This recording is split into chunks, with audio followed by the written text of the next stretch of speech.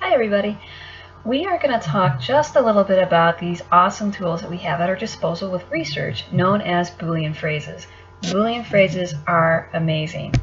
Okay, what they are is they are connecting words that tangibly connect our keywords. As a reminder, when we're doing our academic research, we can't really do what we would do with, say, Google or Siri or Alexa and say, hey Google, what's the benefits of using text lingo in academic writing, in academic classrooms.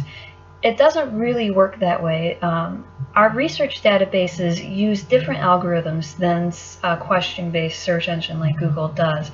And not always, but often, if we type in a question, the algorithms think that we are asking for articles and artifacts that have all of those words in the article. So if we're asking what are the benefits of using text lingo in an academic classroom, we're going to have articles that pull up talking about text lingo, talking about classrooms, talking about benefits, and not necessarily connected. So we have like a huge pile, potentially huge pile, of academic articles that may or may not be talking about what we're kind of looking for. I don't know if you guys can hear my dogs playing out there. So what we want to do is use Boolean phrases in conjunction with our keywords. So with that topic, we'll maybe use keywords like benefits, text, or SMS, classroom. Okay. And so we take out all the extra words and we just use those key primary words that we're interested in looking for. But if we put in benefits, text, classroom, the algorithms don't really know how those words connect to each other. So that's where the Boolean phrases come in. If we do, for example, a search for text and benefits and classroom, what we're telling our database is to pull up articles and artifacts that talk about those three words together. So you're not going to have articles that are just talking about text. You're not having articles that are just talking about classrooms. You're not having articles that are just talking about benefits. You're having articles and artifacts that are talking about all three of those words. So that's kind of how Boolean phrases work. But I got a quick little presentation that kind of gives us a visual example of it too. And in this example, let's see if we can get it working for us. We're going to kind of explore a more visual example. There we go. Boolean phrases, they are the words that we use as directions for our keywords, telling our algorithms, telling our databases how we want them to work together. Okay. In this example, we're going to be going with music and education. Okay, it's a very vague topic. We're going to want to be a little bit more specific with our own research, but this is just for example purposes. So one of the first Boolean phrases that we can use is the word and. We use and when we want our keywords to combine together to find results that discuss both of those words. And of course, with the example I was talking about earlier with text, benefits, and classroom, you can use 3 or even 4 keywords to have them work together. But please know that the more keywords that you use, the more narrow your search results will be, and you might end up kind of searching yourself back into a corner where you've got a couple very specific articles or artifacts. So we want to use at least 2 keywords, maybe 3, maybe 4, but not so much more than that.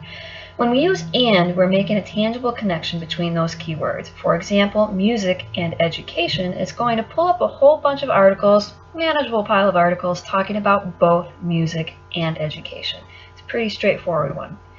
Another Boolean phrase that we can use is or, and honestly I don't use or a lot in my research, but it does come up once in a while. When we use or, we want our keywords to work separately to find results that are talking about either one of those words, not necessarily together. So if we're looking for music or education, it's going to pull up maybe about 3 virtual piles of articles.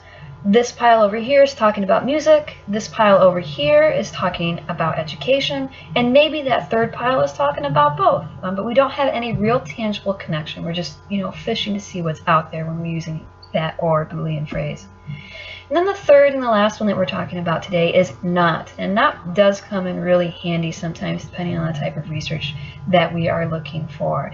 We use not when we want our keywords to work against each other, finding results only talking about one of them, 1 or 2 depending if you're using and or not. Because sometimes we can use Boolean phrases to connect, say, text and classrooms, not benefits. So sometimes we can use more than one Boolean phrase with our keywords.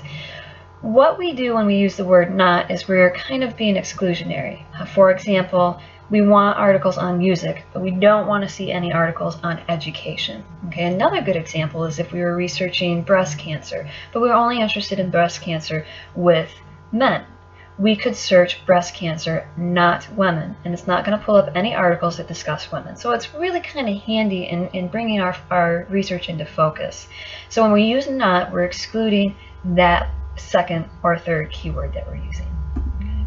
So Boolean phrases are like just one of the big fancy words for what we do already. You guys know how and or not work in everyday language, and that's kind of how they work in our research. So let's make sure that we're using keywords and not typing in that whole question, and that we're effectively using the appropriate Boolean phrases to make those connections or those separations with the keywords that we are using. As always, if you have any questions, let me know. You can text, chat, call. You can also post. This would be great questions for the general questions discussion forum.